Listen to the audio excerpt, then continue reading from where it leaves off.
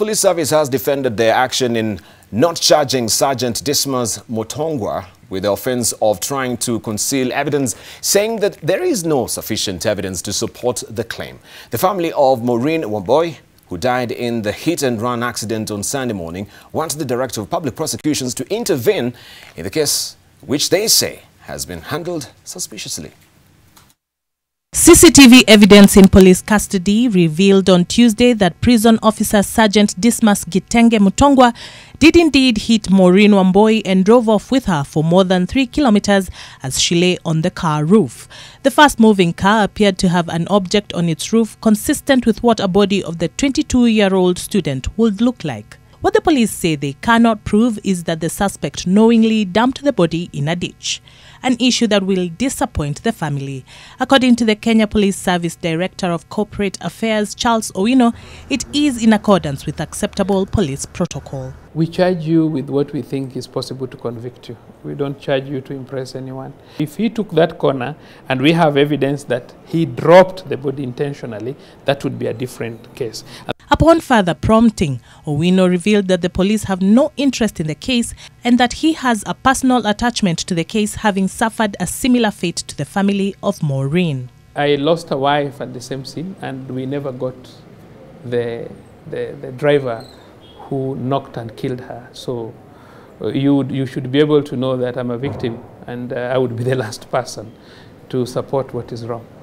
A visit to the Kenya prison's headquarters revealed a different picture of the man who committed this act.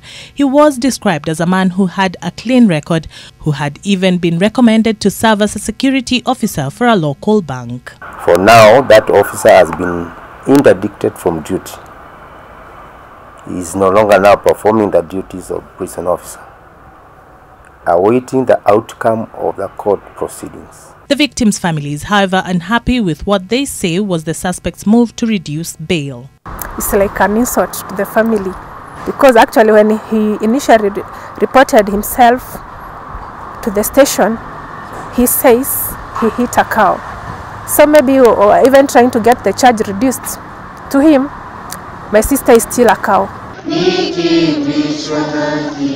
Students at the Kenyatta University have started candlelit vigils in honor of Maureen. They have threatened to demonstrate if the police department does not take stern action against the suspect. According to the management at the Kenya Prison Service, the suspect appeared today before court seeking a reduction of his cash bail. There was no such record at the Milimani Law Courts, which raises the question, what could be going on with this particular case? Yesterday, the suspect appeared before this very court and pleaded guilty to the offense of not reporting the incident and paid a 10,000 shillings fine. Charity Mwangi, NTV. Now, Anglican Church of Kenya Archbishop Jackson Ole Sapit says the Anglican Church will follow the court's directive in compensating and reinstating 3 bishops accused of homosexuality. This follows the court having found that the accused were suspended without solid evidence. However, Ole Sapit says that the acceptance of the bishops in their respective churches depends, on the wishes of the individuals' churches as well as how the men of the cloth present themselves. Later, Ole Tenges now takes us into the courts of doctrinal division. 3 years ago, the Mount Kenya West Diocese Bishop Joseph Kagunda suspended 3 priests over allegations of engaging in homosexuality. In October 2016, Justice Bairam Ongaya issued a court order to reinstate the priests, finding that it was unconstitutional for the church to suspend the priests from pastoral work without evidence of allegations leveled against them, but Bishop Kagunda failed to observe the order then. Tutakaa chini tuone nani alipaswa kulipa mshahara wao kwa muda ambaye hawajalipwa, na hiyo yote tutacomply, hatujakataa. Last week, in a turn of events, Bishop Kagunda issued the reinstatement letters a day after he was sentenced to civil jail for contempt of court. The reinstatement and compensation of 6.8 million for the 3 priests has been backed by the Archbishop of SEK, Jackson Ole Sapit. However, Sapit says the court's decision does not mean the priests will be easily accepted by the churches, and it depends on how they present themselves. Huduma hii inatekelezwa pamoja na wale wa Kristo. Basi inategemea vile wataenda kwa makanisa na makanisa hayo kuwapokea. The road back to normal duty has been rocky for the priests. Last week, scores of believers on Saturday blocked Archdeacon John Jogu Gashao, Reverend James Maina Maigwa, and Reverend Paul Mwangu Warui from accessing 3 churches and taking over leadership following their redeployment. Arrangement ya diocese ni askofu, na askofu ndiye atakaa na wao apange vile diocese yake inakaa. Mimi kama askofu mkuu siwezi kupangia bishop yoyote program ya diocese yake. Although the court granted them reinstatement and compensation of over 2 million shillings each, the priests have embarked on yet another journey to seek justice by suing Bishop Kagunda for defamation case in court. From being reinstated in the corridors of justice to facing strong opposition upon their return to their respective churches, this confusion has caused a rift between the powers of the court and the acceptance by believers, posing to be an uphill task not only to the priests but also to the Mount Kenya West Diocese. Melita Oletenges, NTV. That is a story also that is fully covered on the front page of the People Daily today. What is the church really coming to? And Anglican Church in Gay Storm, it says that ACK head Jackson Ole Pete also is caught in between the secular law and dogma of faith in row, pitting 3 clerics tossed off the pulpit of alleged claims of homosexuality, embraces silence to calm furious faithful who want nothing to do with, of course, the trio. That story continues on page 9 of the People Daily today. And this is now a battle of culture and faith, dogma, and of course mass culture that is being inundated through media as well, right? So this is a developing story. We'll still wait to see how also it pans out as far as that is concerned with the church. Now, suspended Kenya Power Managing Director Ken Tarus and his predecessor Ben Chumo have finally managed to leave the coal police cells after the anti-corruption court granted them bail. Chief Magistrate Douglas Ogoti ruled that the two, alongside Kenya Power's Corporate Affairs Manager Beatrice Meso and 15 other officials, be released on 1 million shillings cash bail, each pending the hearing of the case in August.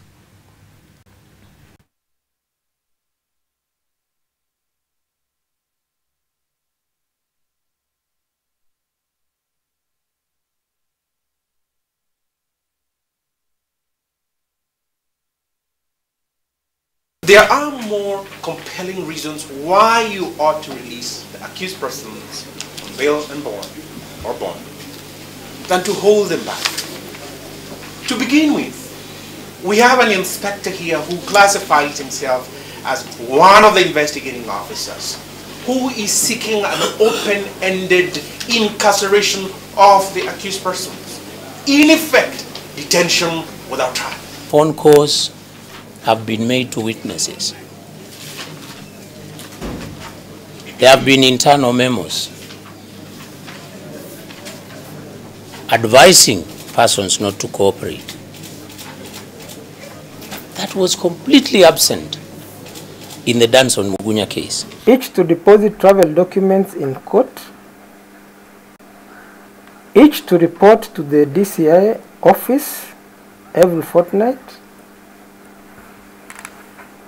Each accused is directed not to approach any of the witnesses. Otherwise, that shall attract cancellation of bond upon evidence by the IO. And still in court, pre-trial hearing of the case in which Youth Affairs PS Lillian Omolo, NYS Director General Richard Dubai and 45 other suspects accused of illegally profiting from 468 million shillings in the NYS scam failed to take place for the 3rd time. This comes after defense lawyers successfully asked for a postmortem of one day, arguing that the prosecution had sporadically supplied witness statements without an inventory, hence no direction was availed.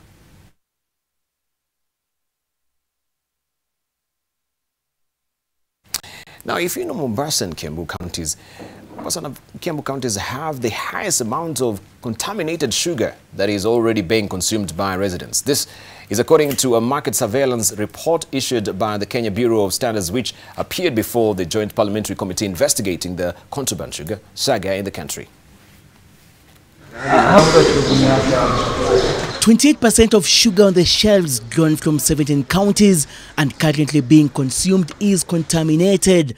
Out of the 53 samples tested representing the 17 counties, Mombasa, Kiambu and Kwale counties lead in those that fail to meet the required standards.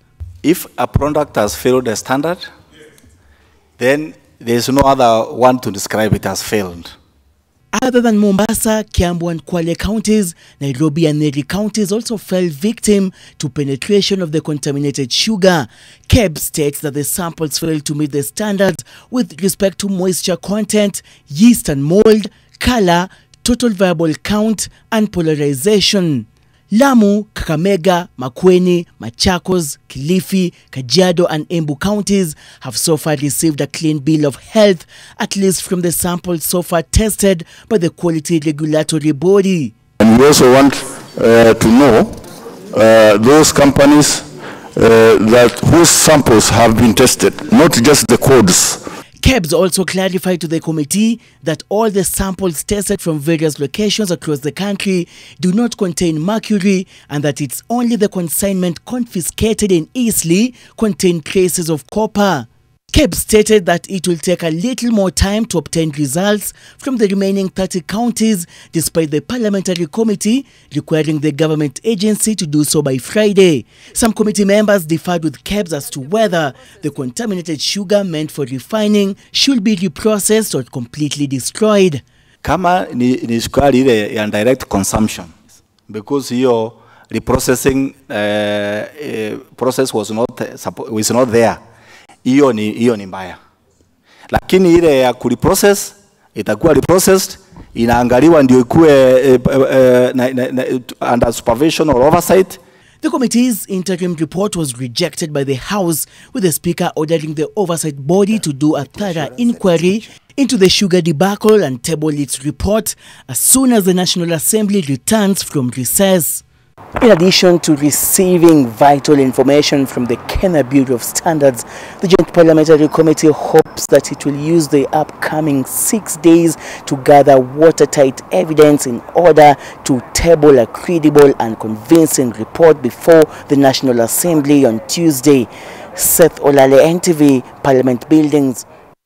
And a case seeking an interpretation of the integrity clause in the Constitution has begun at the Supreme Court. The case seeks to have politicians with questionable past barred from contesting and holding public office. The case filed by the Kenya National Commission on Human Rights has, however, been challenged by activist Okia Omtata over grounds that it will affect other cases seeking the same orders in the lower courts. And the National Environment Management Authority has ordered directors of cancelled plantations and Patel Coffee estates to restore the destroyed infrastructure and farmlands caused by the Patel Dam tragedy in Solai in May. While appearing before the Senate's Select Committee investigating the matter, Environment Cabinet Secretary Kirako Tobiko disclosed the existence of the orders but was faulted by members for failing to include a compensation clause for the victims. The House team has directed the CS to revise it before reissuing it within 7 days. Restore destroyed infrastructure such as access roads, homes, schools to near original state. I would expect the environmental officer in Solai to identify, restore the farmland of Wanjiko, restore the house of so-and-so, so that then it becomes enforceable. Now, the order that you have issued doesn't say a word of compensation. Who is supposed to award this compensation? And President Uhuru Kenyatta has directed the Ministry of Interior to provide a comprehensive policy framework on how to address the president's or the persistent problem, I should say, of housing in the National Police Service. Interior CS Fred Matiang'i and Inspector General of Police Joseph Boynet are expected in the next 30 days to come up with a framework and strategy with clear and practical recommendations that will improve efficiency and effectiveness in the police service. The head of state says that the government has increased its investment in the NPS from 53.6 billion shillings in 2013 to 97.6 billion shillings in the current 2018-2019 financial year.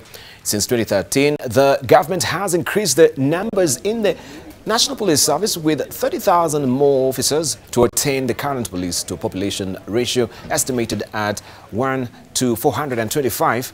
The president says moving forward, my government intends to continue with these accelerated investments in the National Police Service with a view to ensure that our National Police Service is made more efficient and effective to deliver security and policing services to our public.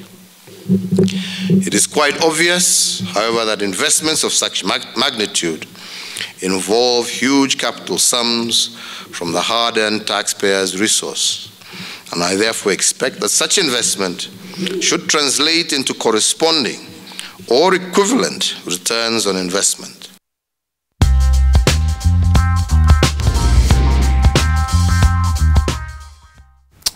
We begin in Tanzania, where a two-day Africa thematic event of the Communist Party of China, CPC, in dialogue with world political parties have let me just take that again. Where it says that a two-day Africa thematic event of the Communist Party of China, CPC, in dialogue with world political parties high-level meeting opened in Tanzania's capital, Dar es Salaam, on Tuesday. The meeting provides ruling wisdoms and solutions for political parties that will attend the forum on China-Africa Cooperation, Beijing Summit, in this September. It is the first time that the CPC, in dialogue with world political parties, high-level meeting is held in Africa, and it allows CPC and African political parties to discuss the issues of exploring a developmental road.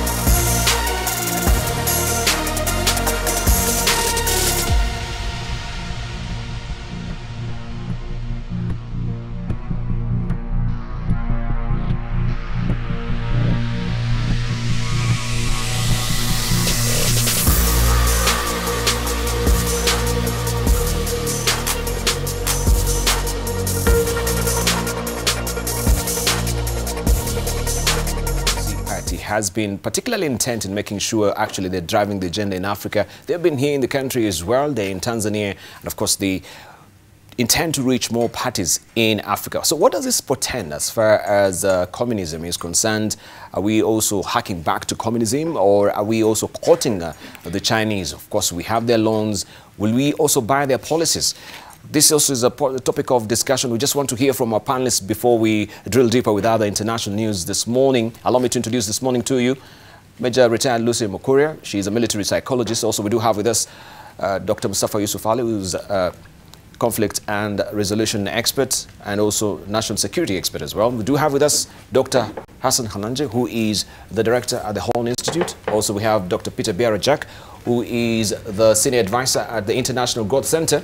Also, he's the chairman of South Sudanese Young Leaders Forum. And we do have with us as well Professor Noami Damba, who is the Vice Chancellor of KC University and also an expert on defense and foreign policy. The Chinese invasion, can we begin from there as well? Now they're courting political parties. They will do this also, as they promise, within Africa, reaching out to 40 political parties. Let's see where we know the ideologue or, of course, the policies of the CPC, that is their party. As far as communism is concerned, could we just begin from there? Are they trying to subtly drive the agenda throughout Africa? Because, of course, we've been really talking about the debts that the Chinese are loading over Africa. We've had also the CS yesterday say that, yes, still, this particular plan of the SGR will go even to the foreseeable future until 2027. And Kenya still is resilient in trying to service this particular debt as far as SGR is concerned. Yet, let's hear your thoughts today, this morning. We begin with you, Lucy Mukuria. Okay. I think first, it's important to begin with what the whole conversation has been about, how Kenyans are treating, how Chinese people are treating Kenyans. And for me, I'm worried because we sort of rally around the idea that how dare they treat us like that. My take is you train people how to treat you. So if they are treating us in this way, we must have given them the idea that we can be able to stand that kind of treatment. I'm very concerned because I feel like, again, I've stated this here before, we don't have like an identity, or we don't know who we are. And in our minds, I think we have this thing where if somebody is of a lighter skin, is Caucasian, maybe what, they're somehow better than us. Yes. So that worries me. And when I see them now begin to drive not just an economic but a political agenda, I think it's time for us to rethink just how in-depth we want this relationship to go, and what our contribution is, and what we also want out of it in terms of being able to maintain our national identity and maintain who we are, and, you know, keep our dignity. So yeah, that's my take. Yeah. For me, I feel it's a matter of concern. Matter of concern. The treatment to Africans as well, and their policies, as far as we know, the CPC party is concerned. Even that particular forum yesterday, we had a pronouncement from John Pombe Magufuli saying that his Chama cha Mapinduzi ruling party will be in power forever, sparking anger in opposition. Right? In power forever. So when we hear about power forever, we can remember also Yahya Jammeh when he was saying that he will rule for 1 billion years. And people want in Africa to actually cling to power, even if it's hanging by the fingernails as well. That has really drawn a lot of reactions from the people of China, people of Tanzania, the opposition. Let's hear from Dr. Khananje. Yeah, Jammeh aspired to rule for... Sorry, my voice has been a little bit affected lately by a flu, so I hope my viewers won't mind if it disappears occasionally.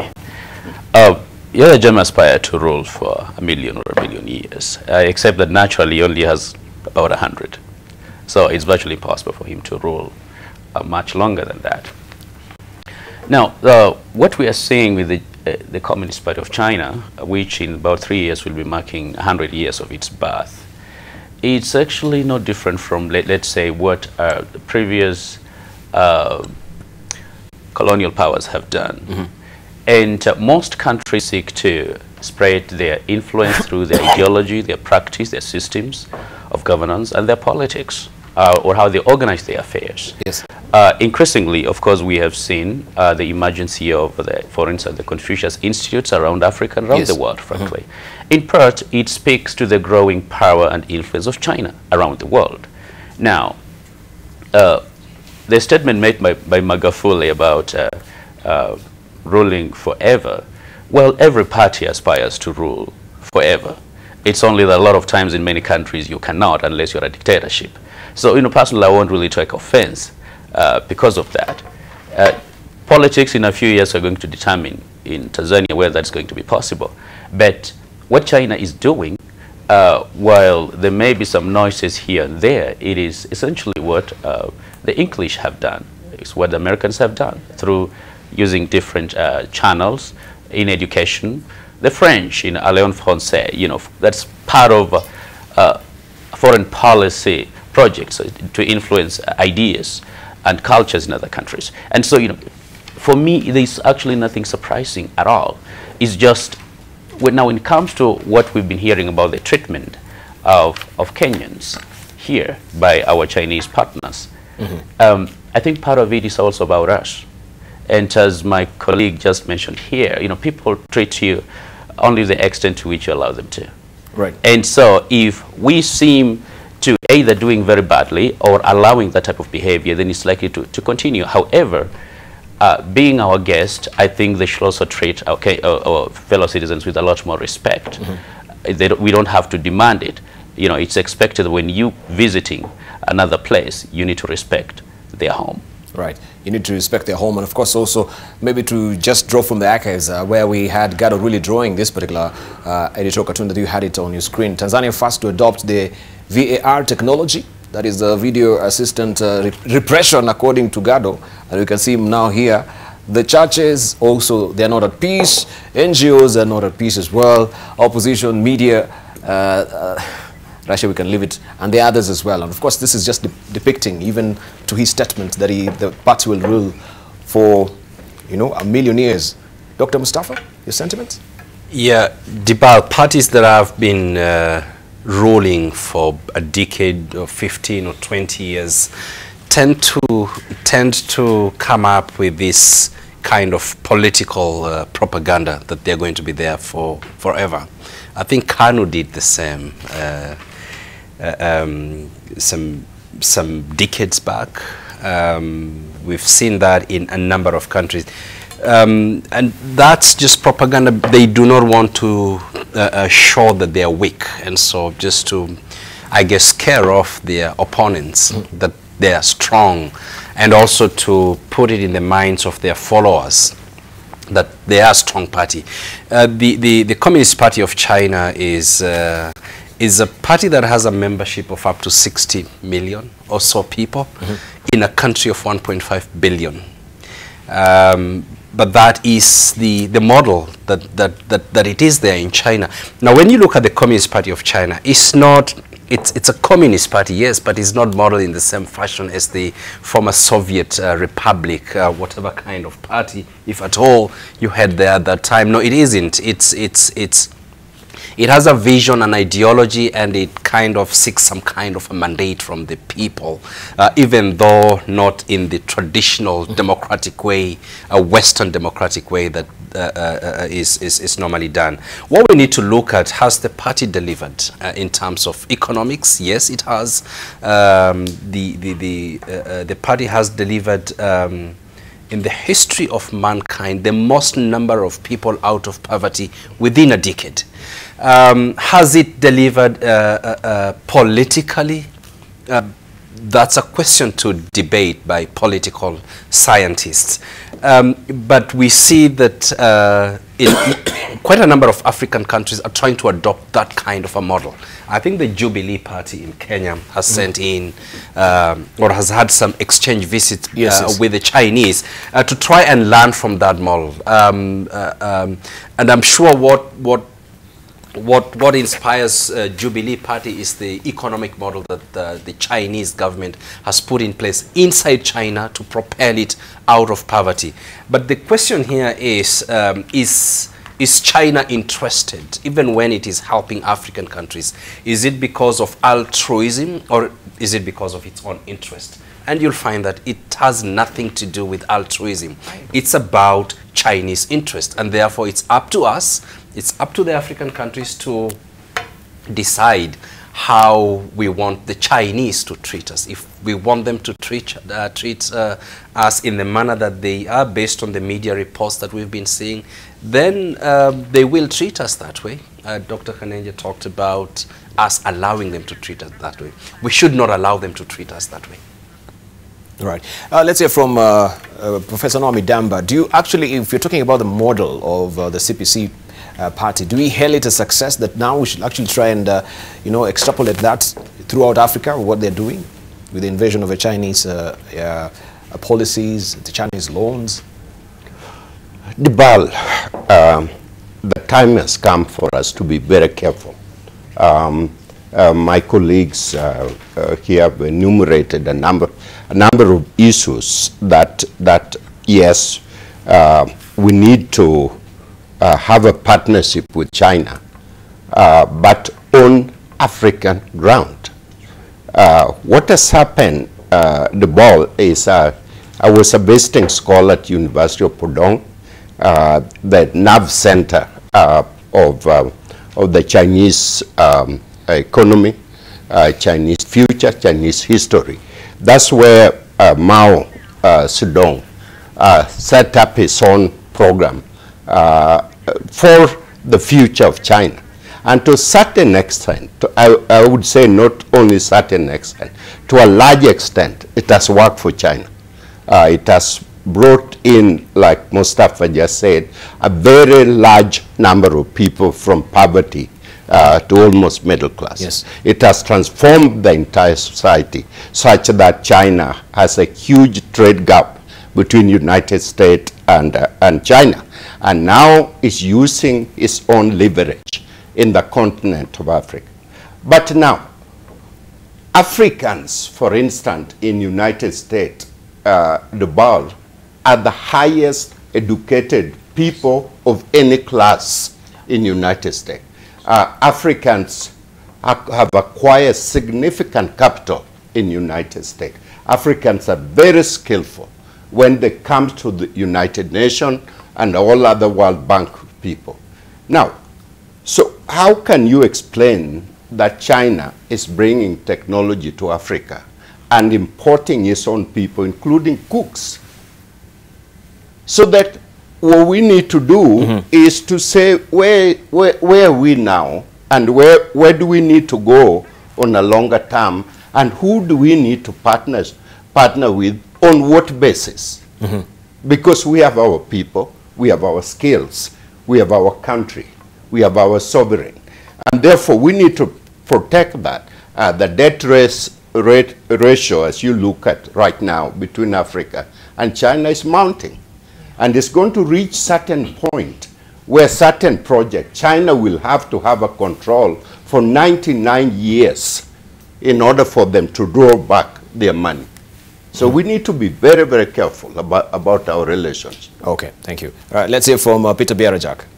Well, yeah, let me pick up from where Professor left.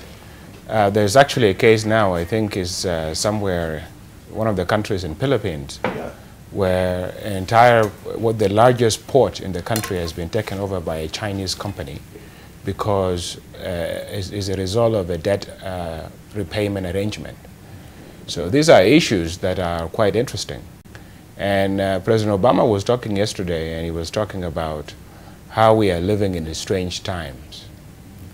And I think that is the fundamental words. We are living in a very strange times in which, if you look at the kind of norms that have kept the global order functioning over the last 60 years are now being questioned, they are now being threatened, and there's nobody that is standing up for these values anymore.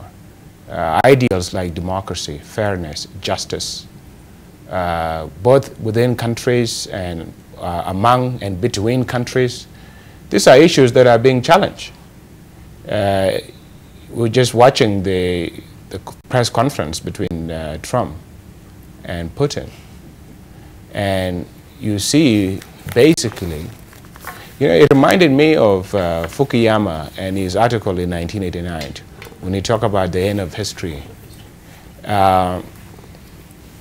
When you look at it, we may be at such a moment in which some of these ideals, liberal world order that we have come to assume, this neoliberalism, that we have come to assume to be basically the ideology of progress, is now being questioned. And Putin is saying there is a different way.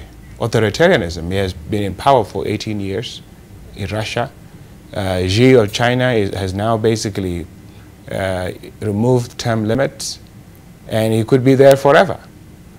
And what we are seeing is basically rise of strongman politics, combined also with nationalism, which is being fed by this phenomenon of immigration.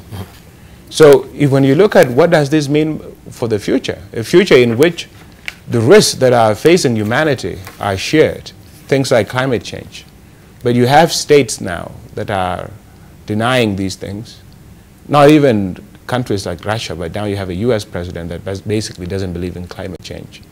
You have people in Australia.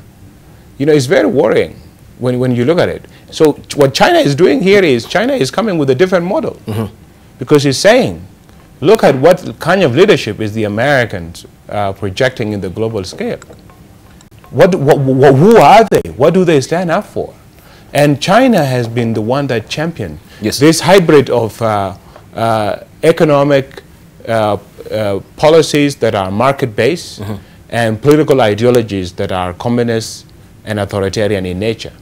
And they have this very interesting mix.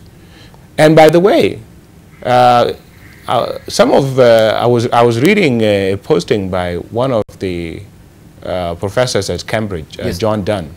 If there's anything for Cambridge scholars, you know, these all men, they don't interact in the world politics, but they have the ability of foresight to see things. Mm-hmm. And what are they saying? They're saying this is the death of democracy that is coming.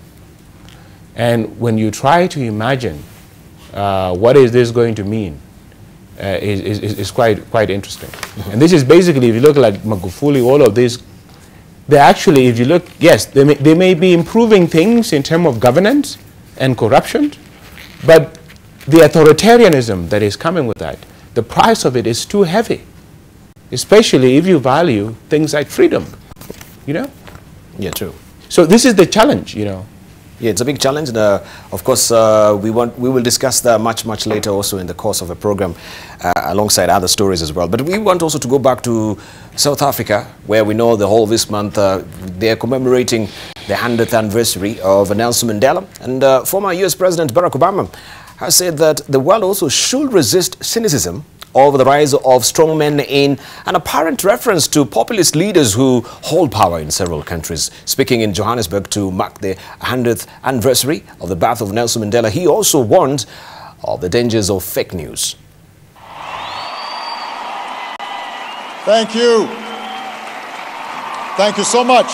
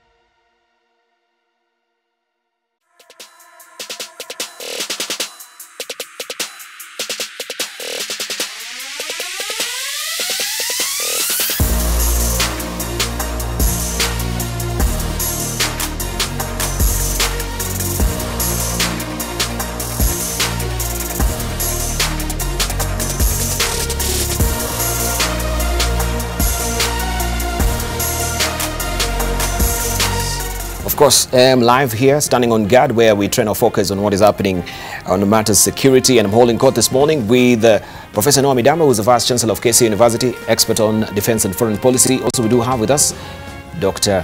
Mustafa Yusuf Ali, who is a conflict and resolution expert, also a national security analyst. We do have with us also Dr. Hassan Hanenje, who is a director at the Horn Institute. Also, we have Major Retired Lucy Mukuria, who she's a military psychologist, and Dr. Peter Biarajak. He is the senior advisor at the International Growth Center in South Sudan, and also he is the chairperson of South Sudanese Young Leaders Forum. We continue with the conversation, and of course this month, remembering, we are honoring, or of course commemorating and celebrating the anniversary of Nelson Mandela, and this also is what is on the front page of the New African magazine as well.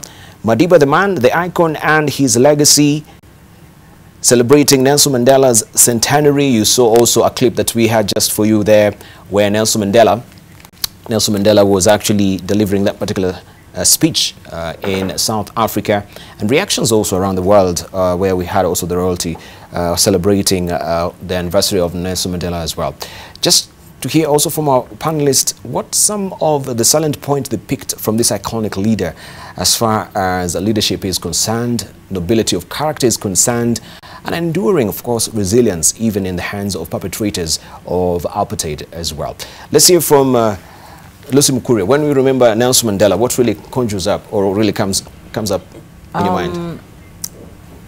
When I think about Nelson Mandela, you know, reading his books and his speeches and his trials and tribulations and everything he went through, I am always so awed by how he was able to self-make as a leader.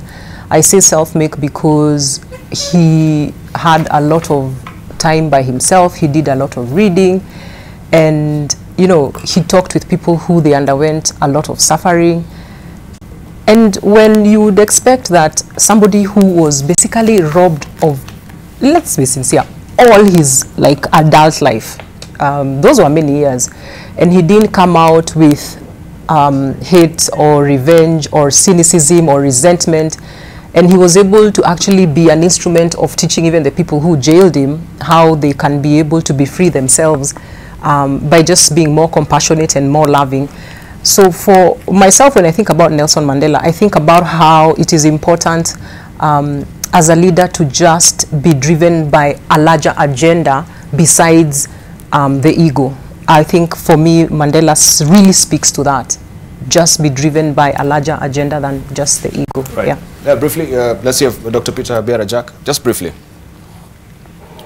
Well, I think there are a lot of good things to be remembered about Mandela.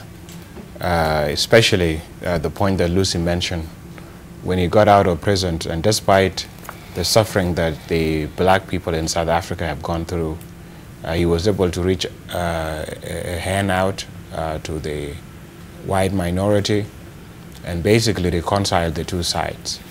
But I think also we should also be fair to learn also what has happened since then, and what are some of the legacies of some of these actions or these inactions. And I think if you look at South Africa now, it's still a very unequal society in which the wealth remains in the hand of very few, white minority. Issues of justice have never really been addressed in terms of economic justice and access to land. This has not been addressed. If you look at the party, the ANC, is going through a moral crisis. It was just only earlier this year that they succeeded finally to get Zuma out. And even now, there are a lot of questions about how the party will actually perform heading into the next election. So while we have these lofty ideals of Mandela, and he represents this human being that is transformational and bridging, practically speaking too, it's just only 2 decades ago, and South Africa is almost crumbling. The country is so indebted, it can't function. You know, this political class across all the political parties are so corrupt, and you don't find any reforms really And the question now is, what is Ramaphosa going to do? Because after all, this is the man that Mandela wanted in the first place. But when you look at that 20 years just down the line, you know, it raises questions, because it's the same party, but again, the outcomes are surprising. Thank you. Thank you. Very briefly, let's hear from Dr. Hananje. Very briefly. Barack Obama, in his speech, he borrowed a quotation from Nelson Mandela, that if people can be taught to hate, they can be taught to love. For love comes more naturally to the human soul than hate. It is said that people like Mandela, in terms of leadership in Africa, are not a norm, they're an aberration. Hope in the near future we're going to make it a norm. Now, what Nelson Mandela taught us is that greatness, and especially to leaders in Africa and most of the developing world, greatness does not come from amassing wealth or destroying your political opponents. It comes from service, it comes from humility, and it comes from wisdom. Thank you. Right, Dr. Mustafa. Yeah, Debarl here was a man loving who forgave all his tormentors. We are short of this kind of leaders today. A world that is confronted by two forms of extremisms, as Barack Obama said in his speech in Johannesburg. On the one side, you have extremism that is perpetrated by state actors, subverting the truth, and you have the other form of extremism that is perpetrated by non-state actors, groups like ISIS, Al-Qaeda, Al-Shabaab, Boko Haram. If you ask me what kind of extremism is more dangerous than the other, it is that of state-sponsored extremism. And this is exactly what Barack Obama was speaking to. And if the world is going to allow this kind of extremism to continue, the world will become a much more difficult place to live in. All right, thank you. Professor Nomigamba. Debarl, I'm buying books for little children in my community because my goal is to have them read and write. And Debarl, you cannot find books written by Africans from a child perspective. Nelson Mandela is an icon for the world. We ought to be able to focus and write simple books that little child can read and reflect on this iconic person. The books written about Washington, the books written about Mahatma Gandhi, the books written about Mao Zedong, from the child perspective, so that from the grassroots level, we can begin to help these young people understand the environment and the world in which they're born and where they're going. And when this is all gone, evaporate, and then we begin focus on negative, okay, the whole history is gone. And that is a shame on us as Africans. Thank you. Thank you very much. And of course, we want also to look at other stories that, of course, we have this developing story also in the United States, where U.S. President Donald Trump tried to storm over his failure to hold Russian President Vladimir Putin accountable for meddling in the 2016 U.S. election, saying he misspoke in a joint news conference in Helsinki on Monday. Trump stunned the world by shying away from criticizing the Russian leader for Moscow's actions to undermine the election and cast doubt on U.S. intelligence agencies, prompting calls by some U.S. lawmakers for tougher sanctions and other actions to punish Russia. Trump, who had been given numerous opportunities to publicly rebuke Putin in Helsinki, praised the Russian leader during the news conference for his, quote-unquote, strong and powerful denial of the conclusion of the U.S. intelligence agencies that the Russian state meddled in the election. Although he faced pressure from critics, allied countries, and even his own staff to take a tough line, Trump spoke not a single disparaging word in public about Moscow on any of the issues that have brought relations between the two nuclear powers to the lowest ebb since the Cold War. The political firestorm over his performance at the Helsinki news conference has engulfed the administration and spread to his fellow Republicans, eclipsing most of his frequent controversies that have erupted during Trump's turbulent 18 months in office. I actually went out and reviewed a clip of an answer that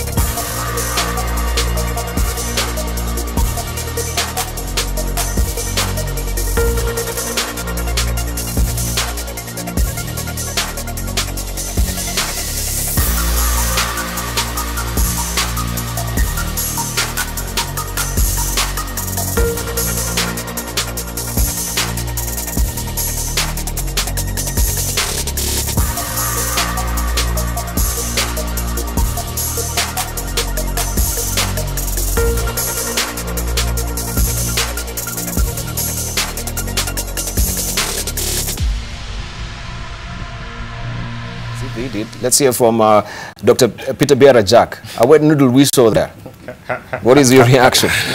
It's amazing what is happening to English language with all these new words being created and that are added in, and you will see them now. They become part of the dictionary and the culture. But oh my God, I was watching that I couldn't believe my eyes. I couldn't believe it. And, you know, a lot of wild thoughts were going through my head. Because if you remember the excerpts of the Christopher Steele dossier about Trump, he mentions that when Trump was hosting this Miss Universe in Russia, he might have gone astray and did some things, you know. And everybody that has been to Russia, you know that when you go to Russia, they make sure they collect intelligence on you everywhere. There is no, they don't have laws like freedom of privacy or something like that. And you have like cameras everywhere. The state have access to all of them. So they keep all of this thing. But when I was watching that, three things came to my mind. One, maybe gross incompetent, very gross incompetent, the kind of, what people kind of saw in him when they said that he was unfit to become president. This is lack of character, putting himself above his own country, his interest being the most important thing to him. In which case here, Putin was to deny that there was no meddling, and he has been saying for all this time that this thing is a witch hunt. So in my view, there could be, you never know. And that's the best, right? Gross incompetence. Otherwise, second, you begin to ask questions. What does Russia has on him? And don't forget, this is a guy who has not released his taxes. This is out of ordinary. No candidate has not been able to release their taxes. And we hear these rumors about the Russian banks that based in like Cyprus that had connections. And this is a man that have filed for bankruptcy 3 to 4 times. Okay?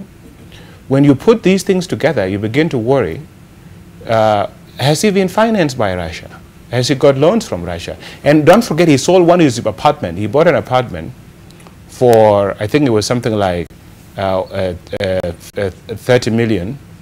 And then 3 months later, he sold it to a Russian gentleman by like 60 million or 70 million, something like more than double the amount, right?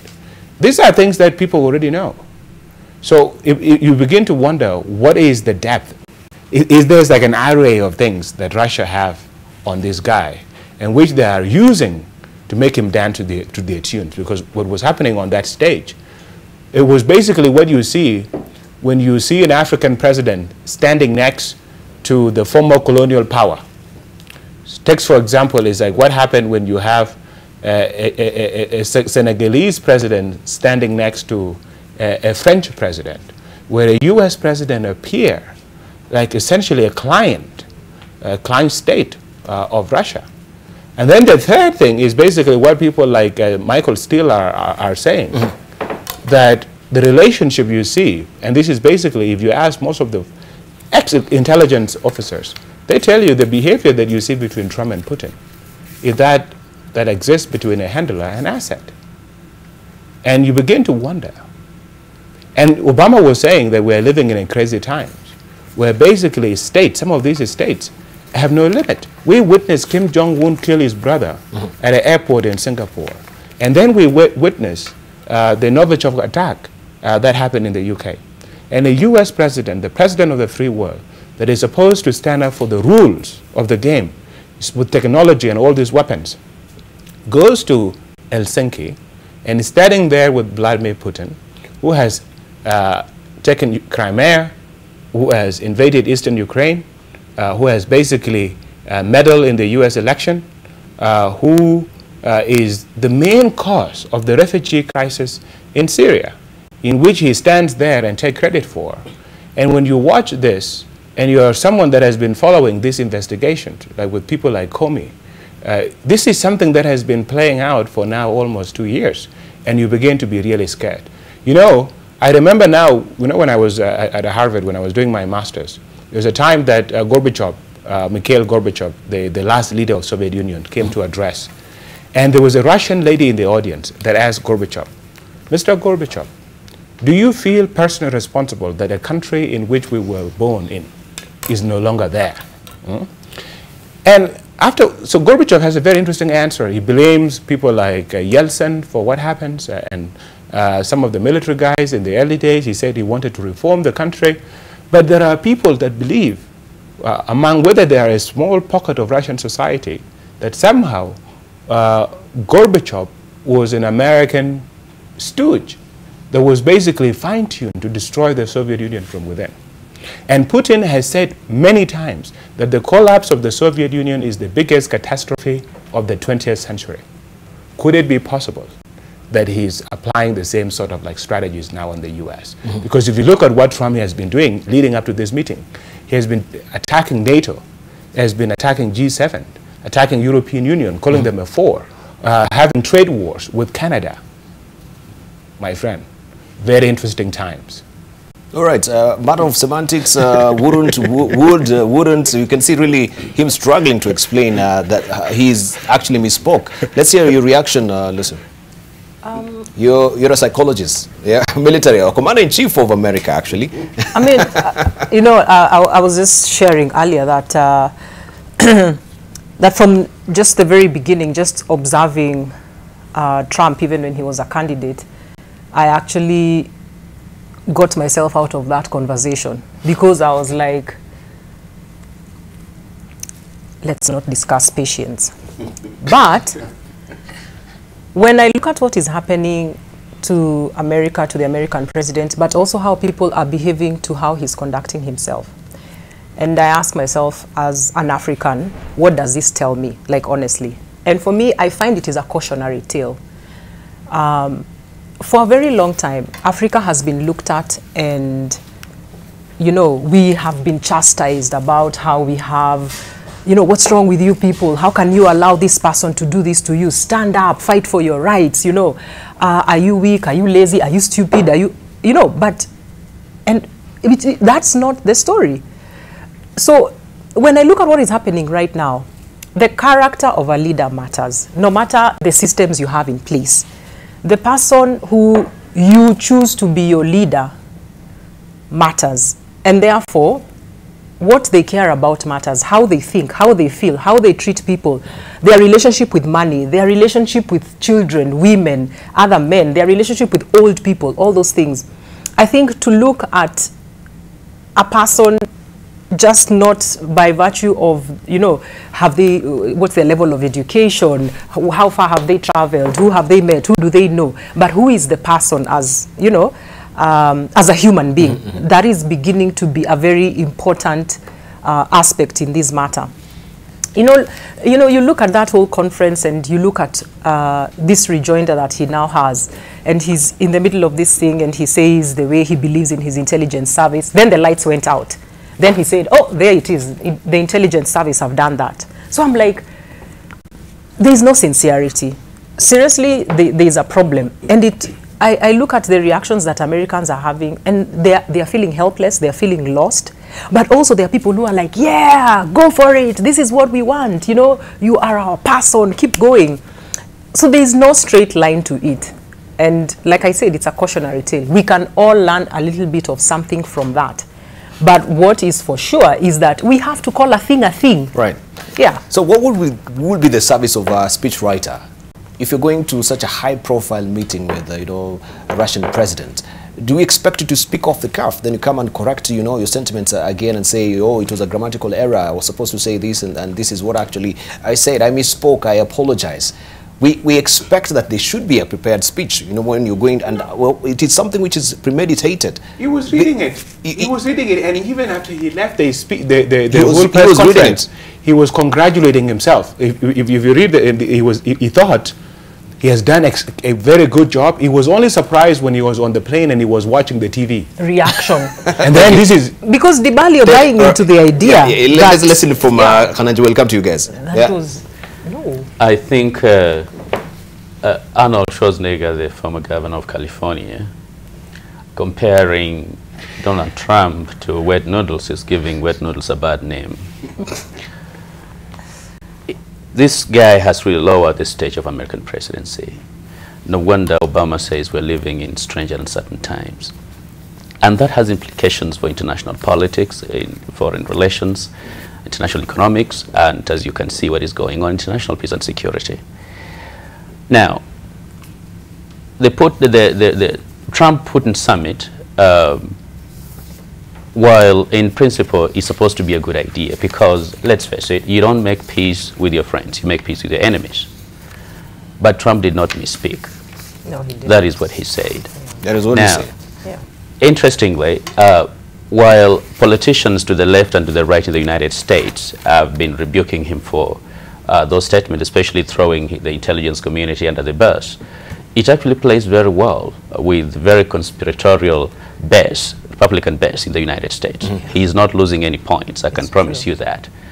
Now, to the whole question, personally, I don't have any trouble with the President of the United States meeting the President of Russia. In part, these are two countries that control 90% of the world nuclear weapons. Russia is still twice the size of the United States geographically. You have to deal with it.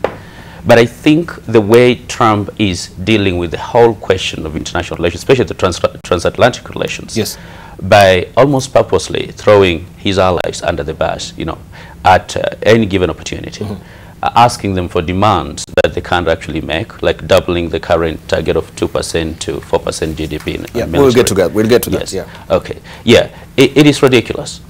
It's absolutely ridiculous. But then again, whether he has a speech right or not, Trump is being Trump. Yeah.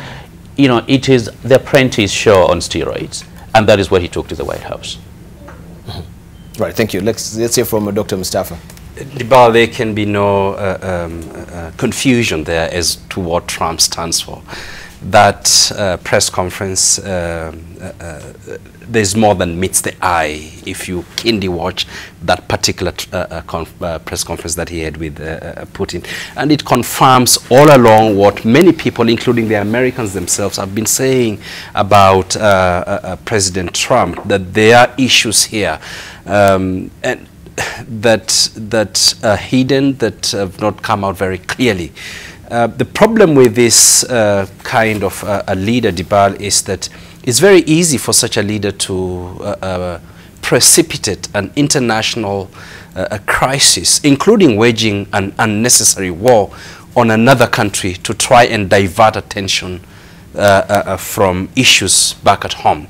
And this is where perhaps the global community must pay particular interest and try and avoid such kind of a situation from happening. The EU, I think, has been very steadfast and is working very hard. There are issues, I think, with the United Kingdom, and I believe you're coming to that subject with the hard Brexiters. Now, we talking about Nelson Mandela. He once said that there can be no keener revelation to a society's soul than the way it treats its children and those of others. If you look at the way that administration has been treating children, including those that are emigrating from Mexico and Southern America, and its own children, it is appalling. Debarl. America is the US is the only state that has not signed the most ratified treaty, Convention on the Rights of the Children in the world. It used to be 2 countries, 3 actually, US, Somalia, and South Sudan. South Sudan did sign recently. Somalia has signed, so it's only the US that has not signed. And if you to judge the US just by that, then there are issues there, Debarl. There are issues, and of course, it's barely even 2 months since we had this discussion about the migrant children, you know, being separated from their families as well, and that also drew a lot of flack from the Republicans. The entire America were really frustrated by that particular policy that he had to actually recant again and apologize over it, isn't it? That's right. And this is now barely 2 months. We can see also he's here again saying, oh, now I didn't really say this. This is what I said. I misspoke. So in terms of making such pronouncements, we tend to wonder, is it a collective you know, approach that is done on the table before, or Trump just speaks off the cuff? So we don't know where he's actually like a loose cannon. He will shoot anywhere. We don't know when he's on the lectern there. Professor Well, Namidama. I've been following American presidency in my studies since Abraham Lincoln. Abraham Lincoln saved the nation from falling apart. Ronald Reagan considered America the shining light on the hill. President Kennedy vision was to take a man to the moon and safely land them back on the earth, and that happened. This man Trump, has no vision. He has no vision. He is a wrecking ball that America need to impeach very quickly or vote him out of the office before he start a thermonuclear war. I expected Migamba will actually have... I mean, there is so much to say about it. Like, you see, and it's done. People are talking, but we're going around in circles. Call a thing and leave it at that. Yeah. Okay. You know, the thing about what is happening in America is the American values, what America stands for, what make it to be a different country. Because if you look at the history of America, although it was discovered by accident, when the population started going there, it was during the European wars that were religious in nature and ethnic. So it were people that were being persecuted that were moving there to start a new future. You know, it was a new land of the migrant. And to look at what is happening with the separation of the children, what Trump is projecting every day. This is a guy that has said publicly that he has groped women. This is a guy that over 18 women have come out to say that this man has harassed them. So values are basically being shattered. You know, character doesn't mean anything. And as a result, America is losing its soul. They are basically looking at the hard interest, economic security, and this is what it becomes for them. It's no longer about the lofty ideals of humanity. They pull out of the UN Human Rights Council just recently. So what Putin has done, and you see what we were talking about before, the disinformation that is going on, is something that has been going on for a while. Don't forget, before Facebook there was YouTube, and there is still YouTube, and YouTube has kept up. And what is there on YouTube is a very sophisticated targeting of people with videos that are made, conspiracy theories, videos, to basically change people's perception of truth and reality. And this has been happening, and there are parts of the internet that you can't even access, where this thing is being shared in mass scale. So this has been happening, say, in a real earnest, say from 2007, this is 10 years period in the US. And when you look in basically in like Fox News, or like Breitbart, truth doesn't mean anything. It's basically about ideology. And what you have now, Trump, the problem that Trump has with the intelligence services. Intelligence are providing facts, information that will help Trump in his decision-making processes. But Trump has no value for truth. And he believes in the conspiracy theories, that the deep state is the enemy. And if you remember when he got to the White House, what his chief of staff was saying, the former editor of Breitbart, he was saying they want a deconstruction of administrative state. Just think for a moment, what does that mean? Administrative state, this basically is bureaucracy, the systems of state that actually allow state to fulfill its function, provide security, regulate the economy, and deliver services to the people. But now this is what they want to destroy. So what they want to destroy, and you see the same thing really with Brexit, and we'll get to it in the moment with the Brexiteers. They have no plan. They want to destroy the ability of people to govern themselves, the very idea that government should exist. And when Obama say we are in strange times, you now have state actors that still believe in 20th century notions of real politics that are basically looking to achieve very hard interests based on very cutthroat strategies, using intelligence services and manipulation, to the extent where we could be saying, and where many people are saying now in the US, that you have a US president. And by the way, I was just at this conference in Europe. You hear it from like people like Alain Julian, the former director of the French external intelligence people. Everybody is telling you that nobody is now sharing sensitive information with the Americans. Why? Because nobody believes what the American president will do with it. Don't forget, last time, in January last year when he was in office with those of Lavrov, he leaked sensitive information that caused massive problem in Syria. Right? This is the guy in the White House. So when you see light going off and things like that, man, let me tell you, we are living in very interesting times. Interesting, interesting. But we want also to hark back a bit, unless then we can actually act as a segue with the NATO discussion so that we can actually rope in. We're still on Trump. And we know what really happened. US President Donald Trump last Thursday said the best argument he could have with Russian President Vladimir Putin will be one where there will be no nuclear weapons in the world. As to what will be the best possible results from his meeting with Putin, Trump said, quote unquote, what will be the ultimate? Let's see. No more nuclear weapons anywhere in the world. Let me don't give it all. Let's listen in. The final number, the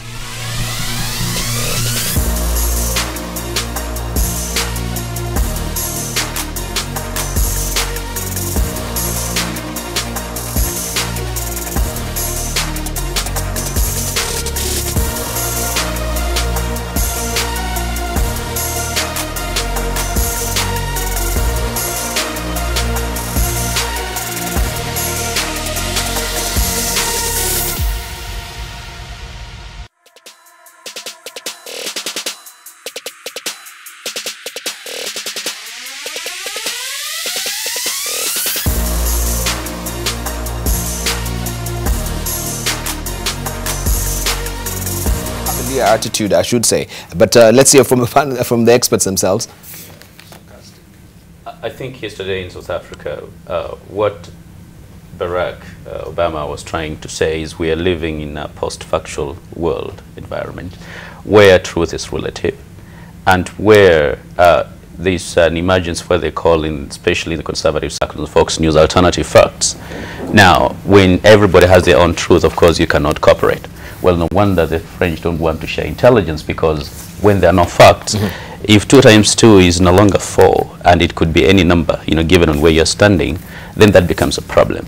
Now, I think Trump was simply unable to answer the question that was posed to him. And that is why he went on ranting and just mumbling things that are incorrigible. But what's fundamentally important is we are expecting a little bit too much of this American president. We knew his background. We know where he's coming from.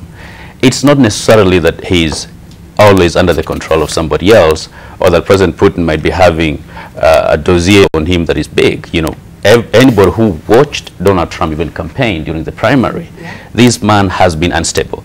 This man cannot make a coherent statement because a lot of times he doesn't know what he's talking about.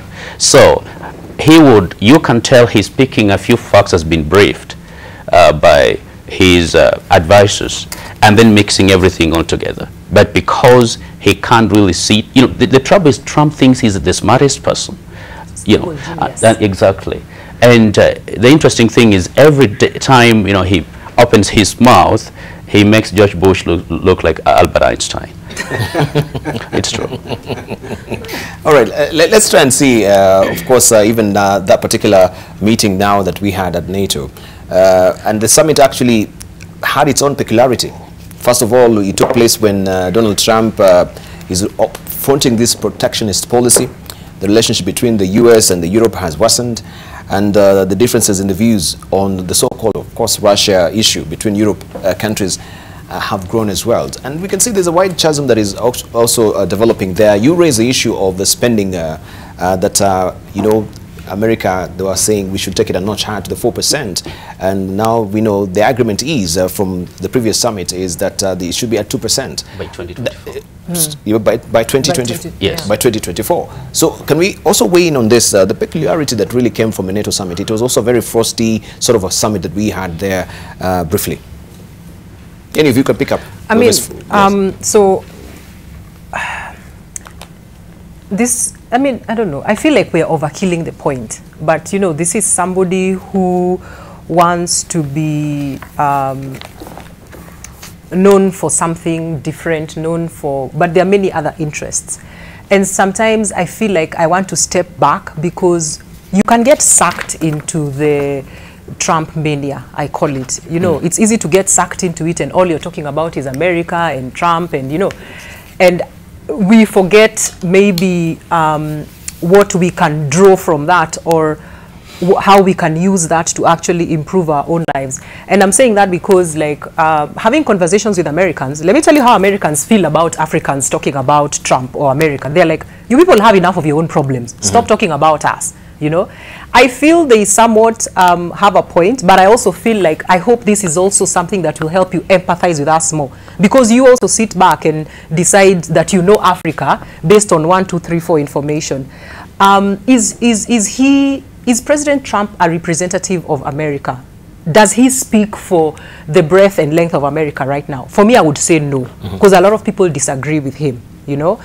So just like when he speaks, you know, you can't sit and start negotiating with yourself, trying to see how you'll align yourself to understanding what he's saying or agree with it. Right. There's nothing like alternative facts. Thank you. I think we've really belabored on Trump, but I want just to uncouple the discussion from Trump to NATO right now. That is where we're headed. I think let me make a point there. You see, what these NATO meetings was all about was basically to reaffirm the alliance values and commitment on key principles. Let us not forget why NATO was created. NATO was created, this is after the World War II, when the American statesmen were designing the post-World War II order. And this was an order now that was being shaped by a Cold War. And you needed to have stability and peace in Europe. And you wanted to basically, the former warring states of Germany, France, and the UK to be together so that they stand up against Russia. And this was basically to integrate the militaries and security sharing so that you avoid each state having to rely on its own, so that you avoid nationalism, which everybody blamed for what happened in World War II. And part of the order that NATO was going to stand up for was things like you can't change borders by force, which was one of the things that led to World War II when Hitler began to annex territories. Now, flash forward to where we are now. What Vladimir Putin has done with his usurpation of Crimea was basically for the first time since the World War II to take territory, change the borders through use of force. Now he has denied this, said that there was a referendum, all of these things, but the reality of the situation doesn't change. And what he's doing now is basically somehow use Trump, because when you see Trump do anything, he's thinking his mind is trying to appeal to Putin. He's trying to basically do something that would please Putin. And Putin is somebody that believes that the collapse of the Soviet Union is the greatest catastrophe of the 20th century. And he's basically vengeful. You know, when the Berlin Wall collapsed, he was in Dresden, in Germany, in East Germany, as an intelligence officer, you know. So this is the stakes that we are talking about, because he came into the NATO summit to berate the members about the 2% contribution. These are people that are integrating their militaries, that are basically sustaining your military industrial complex by buying all these aircrafts and all these weapons that they don't really need, so that they keep their alliance. They're helping you in Iraq, they're helping you in Afghanistan. These are people working with you.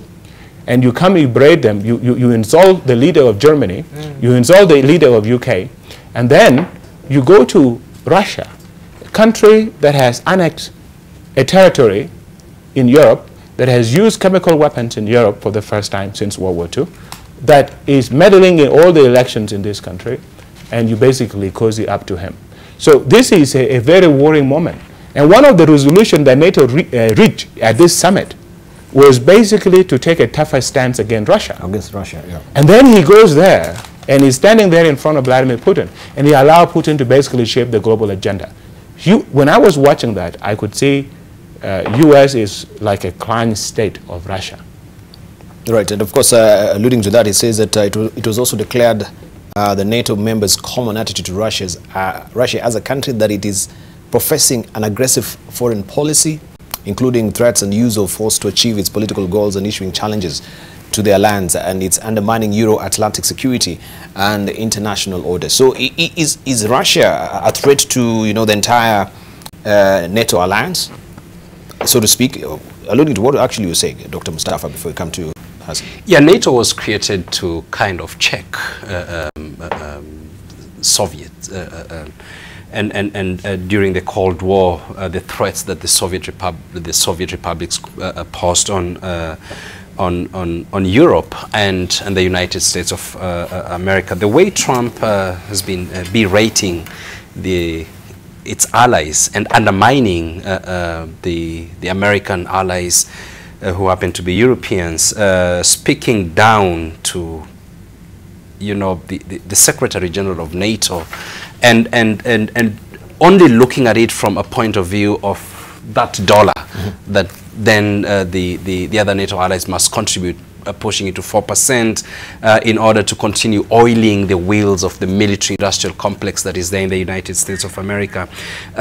Trump fails to see how the global security has shifted and the issues that the Europeans are trying to deal with over and above the traditional threats to security.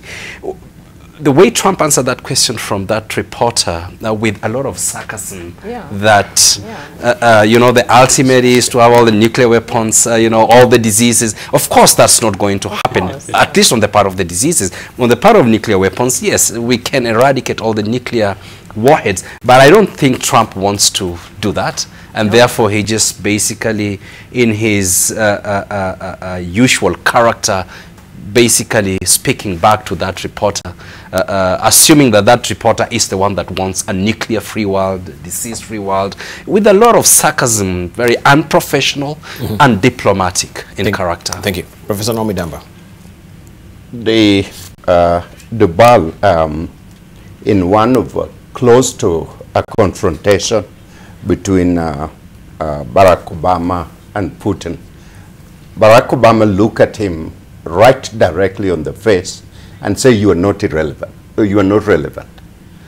And the point Barack Obama was saying is the global order, the future of the global community, we are jointly as a community of nations trying to create.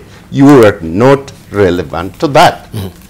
And, you know, NATO has been a major moderating factor in the European theater. The small wars between countries stopped, the Soviet area demarcated, and they never venture during this period. They never venture in Africa, they never venture in the Middle East, they never venture everywhere, and Berlin Wall fall apart. Now, Putin's dream is to see diminished United States role and diminish NATO role so that they can insert themselves back and create a global upheaval. He's a distinct member of KGB. His global picture was the great Soviet Union and is now resurging back, and this man has given him opportunity to do just that. Right, thank you. Even as we are giving our closing remarks, let's hear from Dr. Khananji. It's interesting that you know, Trump is asking other NATO members to increase their budget. It is not necessarily a bad thing, because given even Barack Obama talked about some free riders, but the NATO countries combined, they spend more than $1 trillion on the military, compared to, I think, slightly less than $100 billion by Russia. So the comparison, it can't even be met there. But also what is important sometimes for us to ask, sometimes before we cast aspersions, is what were the reasons behind the creation of NATO? And that was to check the expansion of Soviet Union and the spread of communism. While the Cold War ended, one of the trouble, personally I've always heard, is NATO has expanded its frontiers to what we call Russia's near abroad.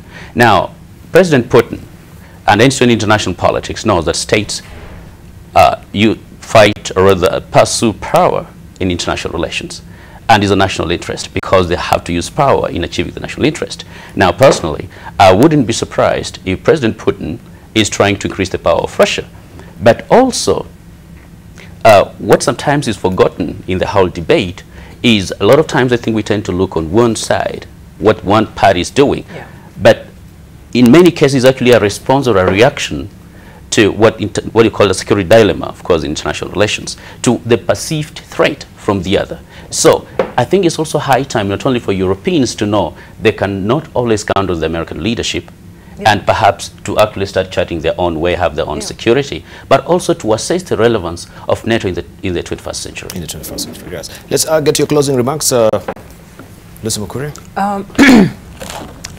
I think it's also important to, in my view, think about how Putin has managed to achieve all this. I mean, to be honest, for me, I feel like it's something to look at in terms of strategy and patience and a vision and knowing who to co-opt, knowing who will work with you, who will not work with you.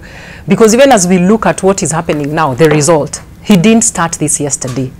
This is somebody who, from way back, basically set out a vision, and he's been going ahead to achieve it.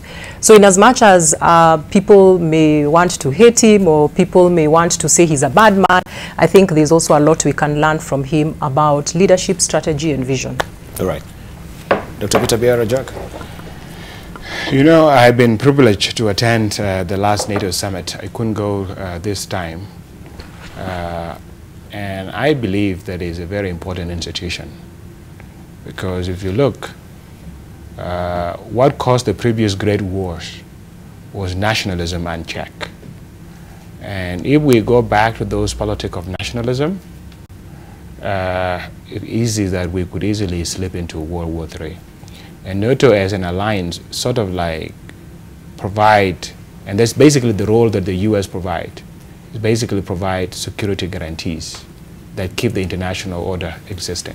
So it's a critical institution, an institution that Americans have spent a lot of time and resources to create, and it's something that should be encouraged. And let's not forget things like climate change, things like terrorism. These are threats that we have. What we should be doing here in Africa is to do a similar thing through African Union, join our militaries together, so that we are able to address common threats and we are able to build a greater African alliance. Thank you very much. Dr. Mustafa, closing remarks. Yeah, for a long time, the United States of America has been that moral compass, or provided that moral compass, or led the others. That seems to be lost. And it's very important that US, the European countries that are far much more developed, stronger, you know, prevent or not have that temptation to move towards more extremism, and focus a lot more on helping themselves and preventing more extremist leaders from taking power in Europe and in the United States of America. Professor Naomi Damo. Debarl, allow me to get back to the home front. President Uhuru Kenyatta is on the right trajectory to find and nip those people who have robbed our country out of everything that we know. They have denied millions of people just daily livelihood. They have robbed out the hope of young and the youth and those who are coming along. They have set a wrong direction. President Uhuru Kenyatta cannot do this alone. Millions of us need to join in. If you see something, if you know of anything, say something. Thank you. Professor Naomi Damba, Foreign Defense and Foreign Affairs Policy Analyst, thank you for coming through this morning. Also, Dr. Mustafa Yusuf Ali, thank you for coming through this morning, Conflict and Resolution Expert. We want to thank you also, Dr. Hassan Khananje, who is a Director at the Horn Institute. Also, Major Retired Lucy Mukuria, thank you for coming through, Military Psychologist, and Dr. Peter Biara-Jack, who is a Senior Advisor at the International Growth Center in South Sudan, and also the Chairperson of South Sudanese Young Leadership Forum. Thank you for coming through. Just read one tweet as we're winding up. John Gidanga says, Mandela will be forever be remembered as the strongest epitome of sacrifice, mercy, love, peace, and unity of all time. He practically demonstrated that human selflessness can be achieved regardless of one's high status in a society. And of course, there are rafts of them here on social media. Thank you for your contribution. You've been watching Standing on Guard, where we keep an eye on the enemy. Thank you for your valued company. My name is Debarl Inea.